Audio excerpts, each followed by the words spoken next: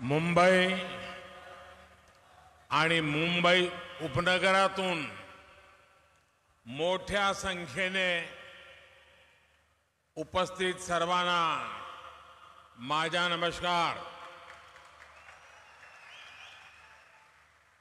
आज का दिन मुंबई और महाराष्ट्र के साथ ही विकसित भारत के संकल्प के लिए बहुत बड़ा, बहुत ऐतिहासिक है। आज विकास का ये उत्सव भले ही मुंबई में हो रहा है, लेकिन इस पर पूरे देश की नजर है। आज दुनिया के सबसे बड़े सी ब्रिज में से एक ये विशाल अटल सेतु देश को मिला है। ये हमारे उस संकल्प का भी प्रमाण है कि भारत के विकास के लिए हम समंदर से भी टकरा सकते हैं, लहरों को भी चीर सकते हैं। आज का ये कार्यक्रम संकल्प से सिद्धि का भी प्रमाण है। मैं 24 दिसंबर 2016 का दिन नहीं भूल सकता, जब मैं Mumbai trans harbour link Atal Setu के शिलान्यास के लिए यहां आया था। तब मैंने छत्रपति शिवाजी महाराज को नमन करते हुए कहा था कि लिख कर रखिए, देश बदलेगा भी और देश बढ़ेगा भी। जिस व्यवस्था में सालों साल काम लटकाने की आदत पड़ गई थी, उससे देशवासियों को कोई उम्मीद बची नहीं थी। लोग सोचते थे कि उनके जीते जी बड़े प्रोजेक्ट पूरे हो जाएं, ये मुश्किल ही है।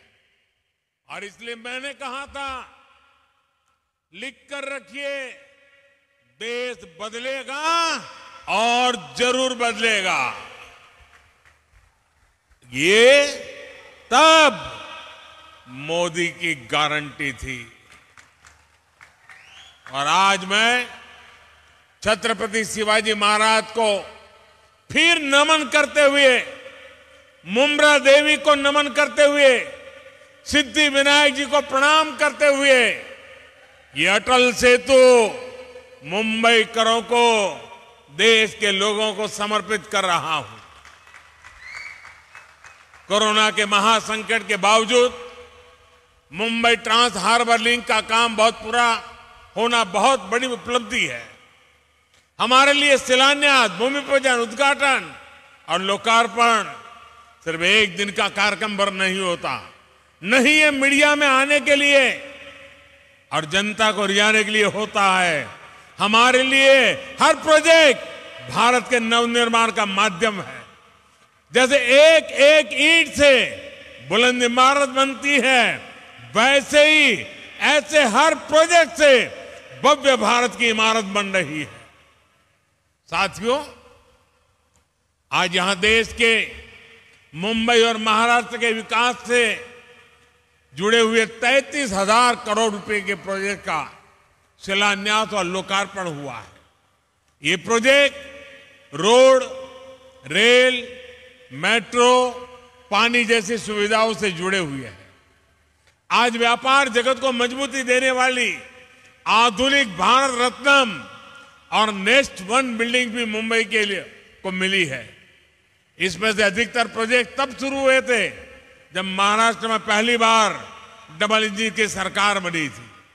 इसलिए महाराष्ट्र में देवेंद्र जी से लेकर के अब एकनाथ शिंदे जी, अजीत पवार जी तक पूरी टीम के प्रयासों का परिणाम है। मैं उन सबको बधाई देता हूं। मैं आज महाराष्ट्र की बहनों को भी बधाई दूंगा।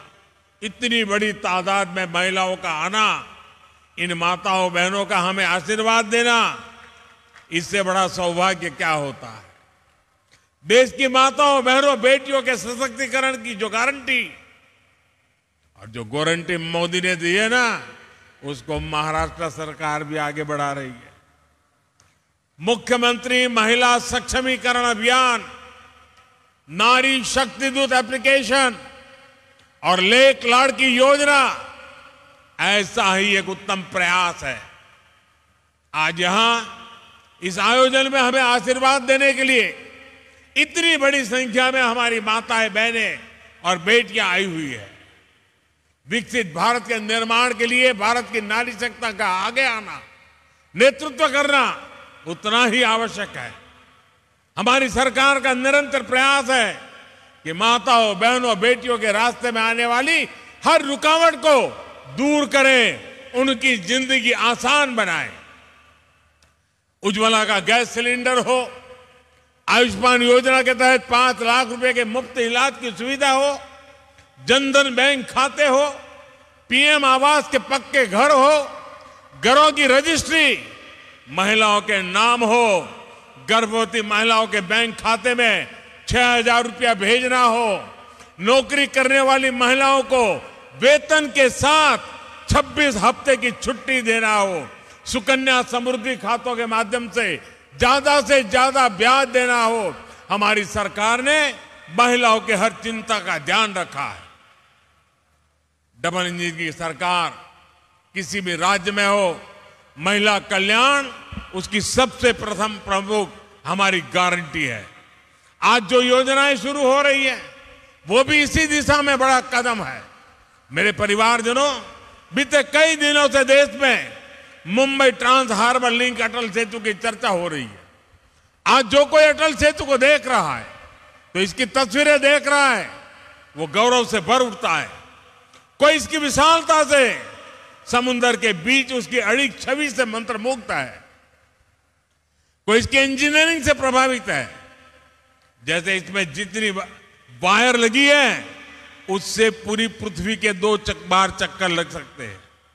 इस प्रोजेक्ट में जितना लोहा, स्टील इस्तेमाल किया है, उससे हावड़ा ब्रिज 4 हावड़ा ब्रिज और 6 स्टैच्यू ऑफ लिबर्टी का निर्माण हो सकता है। कोई इस बात से खुश है कि अब मुंबई और रायगढ़ की दूरी और सिमट गई है। जिस यात्रा में पहले कई घंटे लगते थे, अब वही यात्रा कुछ मिनटों में ही हो जाया करेगी। इससे नवी मुंबई के साथ साथ पुणे और गोवा भी मुंबई के और पास आ जाएंगे। इस ब्रिज को बनाने में जापान ने जो सहयोग किया है, उसके लिए मैं जापान सरकार की विशेष रूप से आभारी हूं। मैं आज अपने प्रिय मित्र स्वर्गीय शिंजो आबे को जरूर याद करूंगा। इस ब्रिज के निर्माण को जल्द से जल्द पूरा करने का संकल्प हम दोनों ने मिलकर लिया था। लेकिन साथियों, अटल सेतु को हम इतने सीमित दायरे में नहीं देख सकते। अटल सेतु भारत की उस आकांक्षा का उदयघोष है जिसका आह्वान साल 2014 में पूरे देश ने किया था। जब मुझे चुनाव की जिम्मेवारी दी गई थी, तो 2014 के चुनाव के कुछ समय पहले मैं रायगढ़ किले पर गया था। छत्रपति शिवाजी महाराज की समाधि के सामने बैठ करके कुछ पल मैंने बिताए थे उन संकल्पों को सिद्धि में बदलने की, उनकी इच्छा शक्ति, जनशक्ति को राष्ट्र शक्ति बनाने की उनकी दृष्टि थी। सब कुछ मेरी आंखों के सामने और आशीर्वाद बनकर के आया था। उस बात को 10 साल हो रहे हैं। इन 10 वर्षों में देश ने अपने सपनों को सच होते देखा है, अपने संकल्पों को सिद्धियों में बदलते हुए देखा है। अटल सेतु इसी भावना का प्रतिबिंब है। युवा साथियों के लिए यह नया विश्वास लेकर आ रहा है। उनके बेहतर भविष्य का रास्ता अटल सेतु जैसे आधुनिक इंफ्रास्ट्रक्चर से होकर ही गुजरता है। अटल सेतु विकसित भारत की तस्वीर है। विकसित भारत कैसा होने वाला है उसकी एक झलक है। विकसित भारत में सबके लिए सुविधा होगी, सबकी समृद्धि होगी, गति होगी, प्रगति होगी। विकसित भारत में दूरियां सिमटेगी, देश का कोना कोना जुड़ेगा। जीवन हो या आजीविका, सब कुछ निरंतर बिना रुकावट के चलेगा। यही तो अटल सेतु का संदेश है। मेरे परिवारजनों, बीते 10 वर्षों में भारत बदल गया है। इसकी चर्चा खूब होती है। बदले हुए भारत की तस्वीर तब और साफ हो जाती है जब हम 10 वर्ष के पहले भारत को याद करते हैं। 10 साल पहले हजारों लाखों करोड़ रुपए के मेगा स्कैम्स की चर्चा होती थी। आज हजारों करोड़ रुपए के मेगा प्रोजेक्ट के पूरे होने की चर्चा होती है। सुशासन का एक संकल्प देश भर में दिख रहा है। देश ने नॉर्थ ईस्ट में भूपेन हजारिका सेतु और बोगीबील ब्रिज जैसे मेगा प्रोजेक्ट पूरे होते देखा है। आज अटल टनल और चेनाब ब्रिज जैसे प्रोजेक्ट की चर्चा होती है। आज एक के बाद एक बनते एक्सप्रेसवे की चर्चा होती है। आज हम भारत में आधुनिक और भव्य रेलवे स्टेशन बनते देख रहे हैं। ईस्टर्न और वेस्टर्न फ्रेट कॉरिडोर रेलवे की तस्वीर बदलने वाले हैं। वंदे भारत, नमो भारत, अमृत भारत ट्रेनों सामान्य जन के सफर को आसान और आधुनिक बना रही है। आज हर कुछ सप्ताह में देश किसी न किसी कोने में नए एयरपोर्ट का लोकार्पण होता है। साथियों, यही मुंबई में, महाराष्ट्र में इन वर्षों में अनेक मेगा प्रोजेक्ट या तो पूरे हो चुके हैं या फिर बहुत जल्द पूरे होने वाले। पिछले साल ही बाला साहब ठाकरे समृद्धि महामार्ग का लोकार्पण हुआ। नवी मुंबई एयरपोर्ट और कोस्टल रोड प्रोजेक्ट पर भी तेजी से काम चल रहा है। कोस्टल रोड प्रोजेक्ट से मुंबई महानगर की कनेक्टिविटी का कायाकल्प होने जा रहा है। ऑरेंज गेट, ईस्टर्न फ्रीवे और मरीन ड्राइव की अंडरग्राउंड टनल कनेक्टिविटी मुंबई शहर में ईज ऑफ ट्रैवल बनाएगी। आने वाले कुछ सालों में ही मुंबई को पहली बुलेट ट्रेन भी मिलने वाली है। दिल्ली मुंबई इकोनॉमिक कॉरिडोर महाराष्ट्र को मध्य भारत और उत्तर भारत से जोड़ने जा रहा है। महाराष्ट्र को तेलंगाना, छत्तीसगढ़ और अन्य पड़ोसी राज्यों से जोड़ने के लिए ट्रांसमिशन लाइन नेटवर्क बिछाया जा रहा है।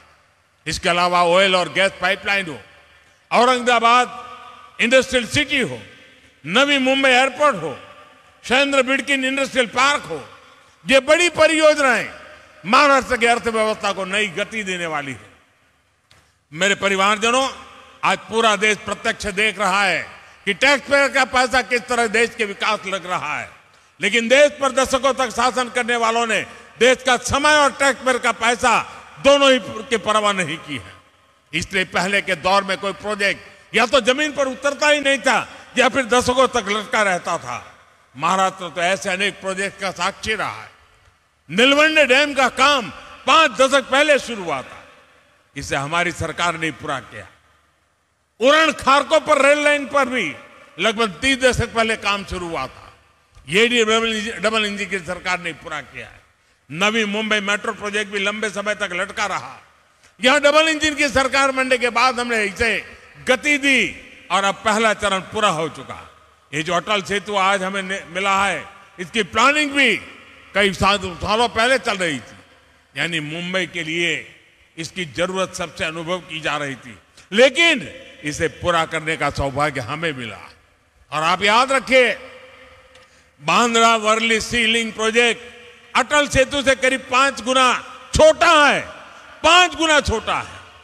पहले की सरकार में उसको बनते बनते 10 साल से ज्यादा लगे थे और बजट 4-5 गुना अधिक बढ़ गया था। ये तब सरकार चला रहे लोगों के काम करने का तरीका था। साथियों, अटल सेतु जैसे इंफ्रास्ट्रक्चर प्रोजेक्ट सिर्फ सुविधा ही नहीं देते बल्कि रोजगार के भी बहुत बड़े साधन होते। इसके निर्माण के दौरान मेरे करीब 17,000 मजदूर भाई बहनों और 1,500 इंजीनियर्स को सीधा रोजगार मिला। इसके अलावा ट्रांसपोर्ट से जुड़े कारोबार, निर्माण से जुड़े दूसरे बिजनेस में जो रोजगार मिला वो अलग है। अब ये इस पूरे क्षेत्र में हर प्रकार के बिजनेस को बल देगा। Ease of doing business, ease of doing life, इसके लिए बढ़ाएगा। मेरे परिवारजनों, आज भारत का विकास 2 पट्टियों पर एक साथ हो रहा है। आज एक तरफ गरीब का जीवन बेहतर बनाने के लिए महाअभियान है, तो दूसरी तरफ देश के कोने कोने में चल रही महापरियोजनाएं। हम अटल पेंशन योजना भी चला रहे हैं और अटल सेतु भी बना रहे हैं। हम आयुष्मान भारत योजना भी चला रहे हैं और वंदे भारत, अमृत भारत ट्रेन भी बना रहे हैं। हम पीएम किसान सम्मान निधि भी दे रहे हैं और पीएम गति शक्ति भी बना रहे हैं। आज का भारत ये सब कुछ एक साथ कैसे कर पा रहा है? इसका जवाब है नियत और निष्ठा। हमारी सरकार की नियत साफ है। आज सरकार की निष्ठा सिर्फ और सिर्फ देश के प्रति और देशवासियों के प्रति है। और जैसी नियत होती है, जैसी निष्ठा होती है, वैसे ही नीति भी होती है और जैसी नीति होती है वैसी रीति भी होती है। जिन्होंने लंबे समय तक देश पर शासन किया, उनकी नीयत और निष्ठा दोनों सवाल के घेरे में रही है। उनकी नीयत सिर्फ सत्ता हासिल करने की रही, वोट बैंक बनाने की रही, अपनी तिजोरियां भरने की रही। उनकी निष्ठा देशवासियों के प्रति नहीं, बल्कि सिर्फ और सिर्फ अपने परिवारों को आगे बढ़ाने तक ही सीमित रही। इसलिए वो न विकसित भारत के बारे में सोच सके, न आधुनिक इंफ्रास्ट्रक्चर को लक्ष्य बना सके। इससे देश का कितना नुकसान होता है ये जानना भी जरूरी है। मैं आपको एक आंकड़ा देता हूं।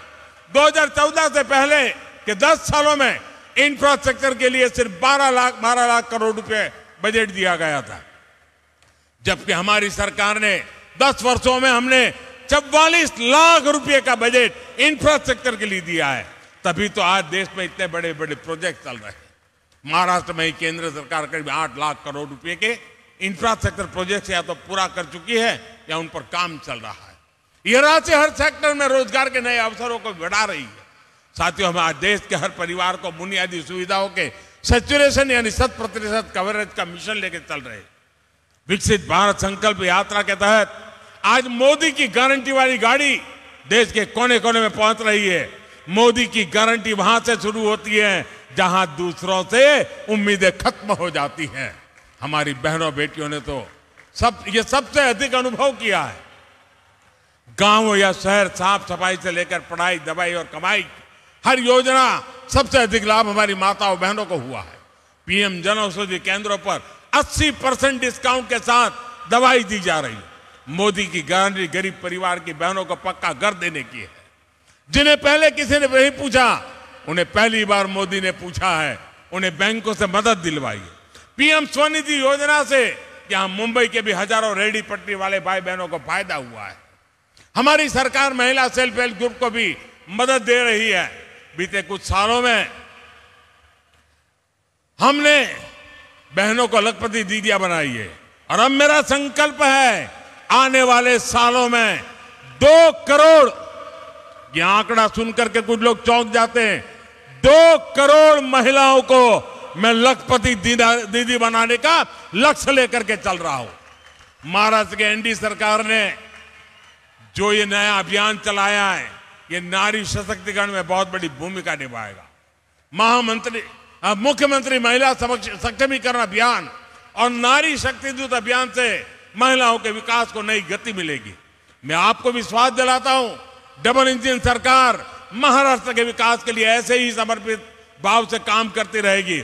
महाराष्ट्र विकसित भारत का एक मजबूत स्तंभ बने, इसके लिए हम कोई कसर बाकी नहीं छोड़ेंगे। एक बार फिर आप सभी को इस नए प्रोजेक्ट के लिए मैं बहुत बहुत बधाई देता हूं। माताओं बहनों को विशेष रूप से प्रणाम करता हूं। आपने इतनी बड़ी तादाद में आकर हमें आशीर्वाद दिए, बहुत बहुत धन्यवाद।